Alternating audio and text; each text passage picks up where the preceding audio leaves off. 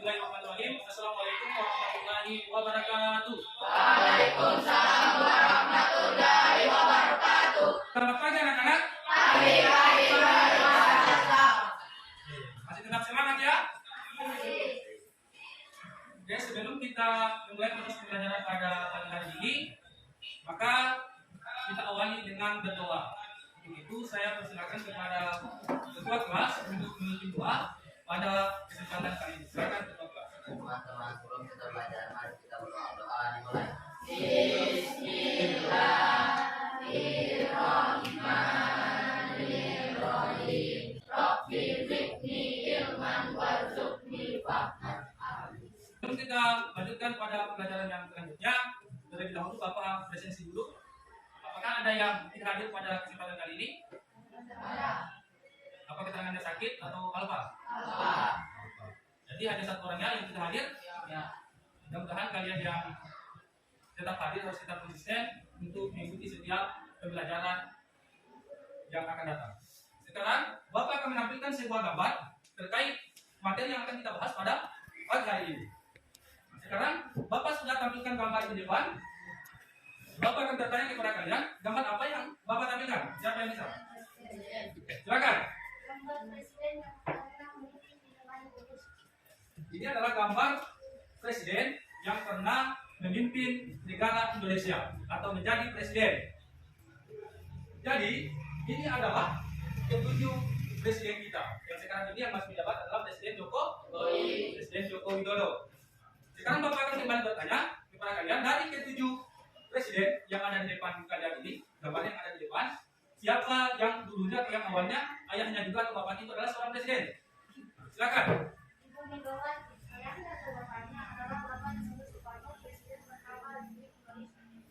Oke, terima kasih atas jawabannya. Jadi sudah betul apa yang dijelaskan oleh teman bahwa dari ketujuh presiden yang Bapak tampilkan gambarnya di depan itu, yang anak presiden adalah Ibu Megawati. Nah, bapaknya adalah presiden pertama Insinyur Soekarno.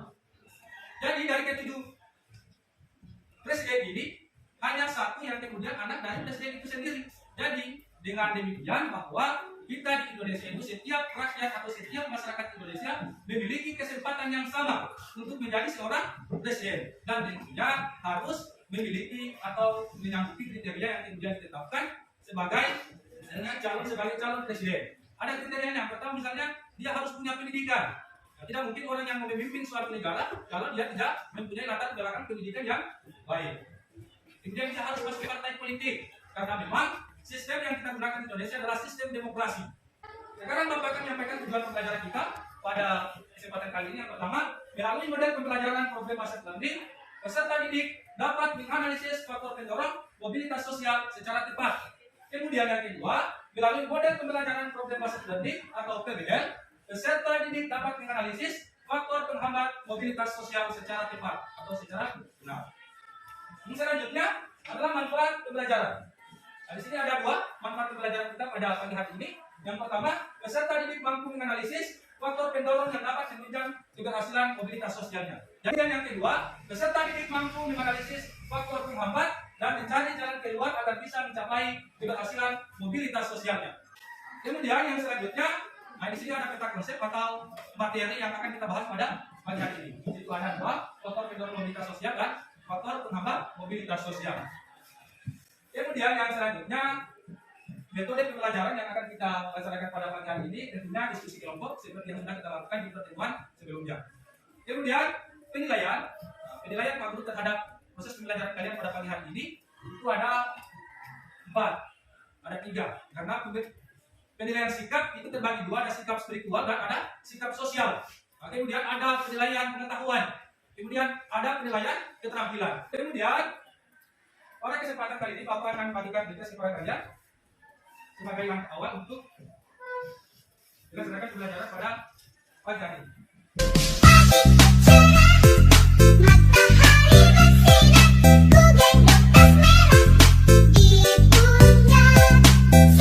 Sekarang kita lanjutkan proses pembelajaran berikutnya.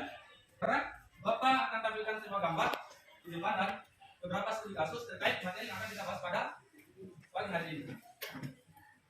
Sekarang silakan kalian amati dari kedua gambar ini. Kemudian setelah kalian amati, Bapak persilakan siapa yang ingin bertanya terkait gambar dan beberapa studi kasus yang ingin Bapak tampilkan di depan. Silakan. Nah, silakan.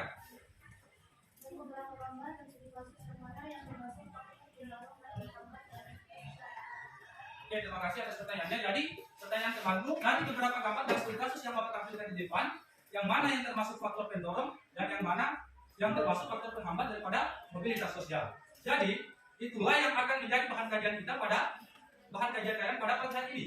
Nah, dengan misalnya mengerjakan atau berdiskusi kelompok, maka kalian dengan sendirinya akan mampu mengetahui yang mana yang termasuk faktor pendorong dan mana yang termasuk faktor penghambat daripada mobilitas sosial itu sendiri. Itu saya persilakan kepada kalian untuk duduk sesuai dengan kelompoknya.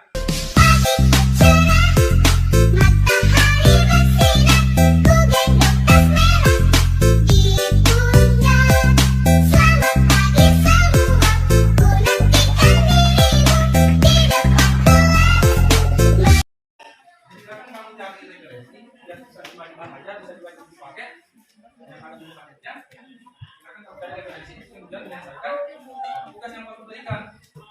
Maka misalnya sudah tepat, silakan kamu tulis di otak ini masing-masing. Tulis di otak ini masing-masing jawabannya.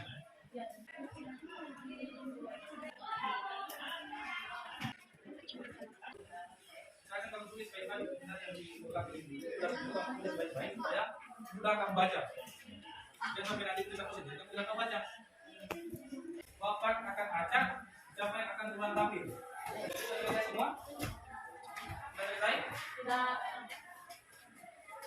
Oke, sekarang kita lanjut. Kalau sudah selesai, kita lanjut untuk setiap kelompok mempresentasikan kesimpulan daripada diskusinya di masing-masing kelompok. Jadi, Bapak akan acak siapa yang akan duluan presentasi. Kalau dibimbangkan yang turun, dia mengenai kelompok 1 sampai kelompok 3. Nah, sekarang Bapak akan acak siapa yang akan duluan untuk presentasi. Jadi, Bapak akan mempersilakan kepada kelompok Puan untuk mempresentasikan hasil diskusinya. Silakan kelompok Puan.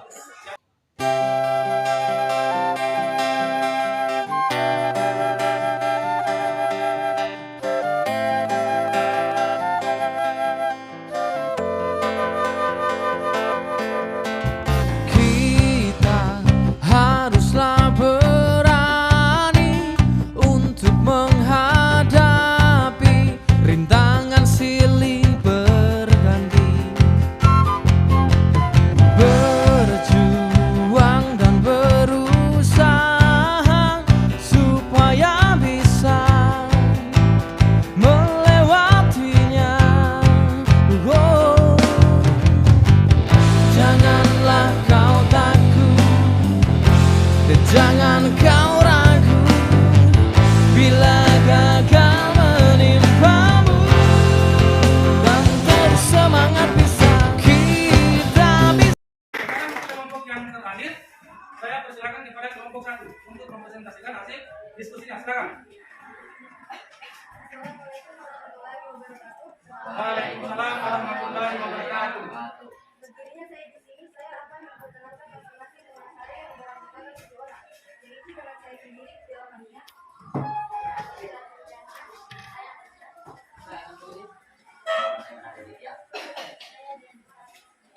Saya Kiwan dari FM.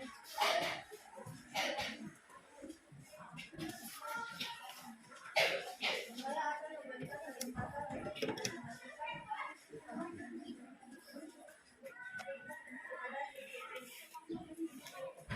Oke, terima kasih kepada teman saya karena sudah memberikan saya kesempatan. Lalu membaca hasil diskusi kelompok.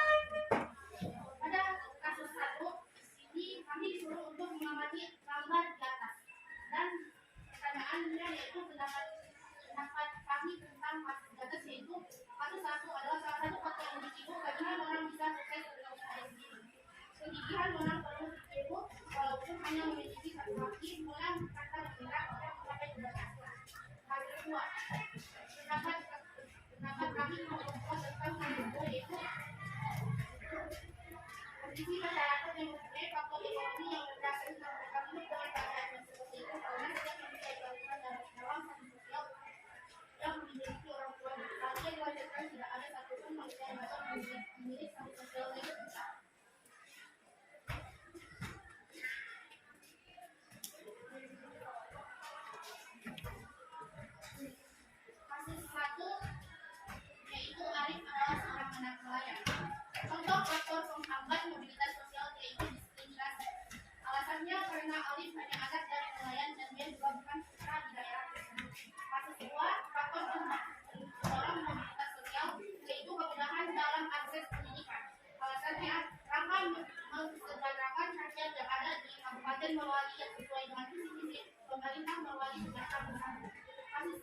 faktor pendorong mobilitas sosial yaitu faktor sosial.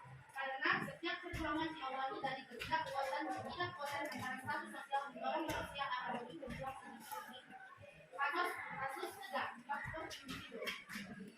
Alasannya karena saat awal berjuang dengan mengandalkan nasihat orang tuanya yang selalu diingat, dan sekarang apa yang dia katakan sejak kecil sudah bisa diraih menjadi seorang guru. Baik, itulah diskusi dari kelompok 1. Teman-teman dipersilakan untuk memberi pertanyaan. Jadi untuk kalau kelompok satu, silakan.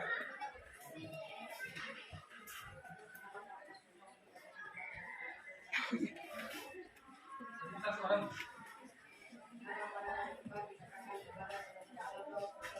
Kenapa pada kasus depan dikatakan sebagai salah satu faktor individu?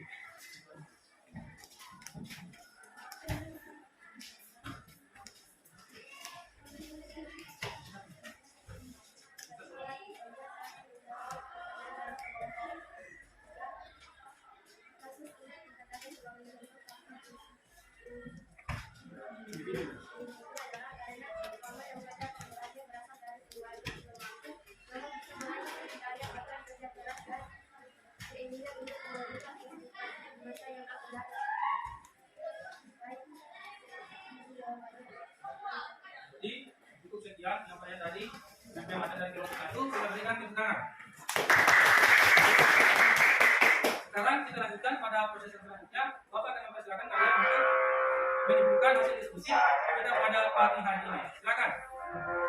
Adapun kesimpulan kita pada hari ini adalah pertama faktor pendorong sosial terkait keadaan, yaitu faktor kultural, faktor individu, faktor ekonomi, faktor sosial, faktor politik, kemudian dalam akses pendidikan. Yang kedua, faktor pengamat mobilitas sosial sebagai kedua, yaitu kemiskinan, diskriminasi.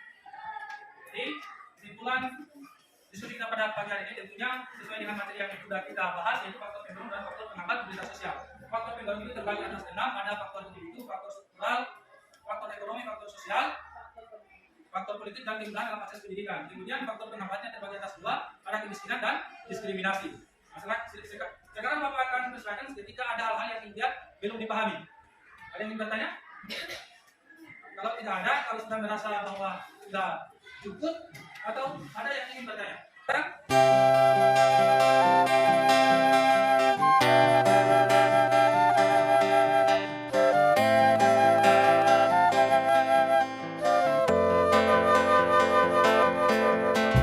Kita haruslah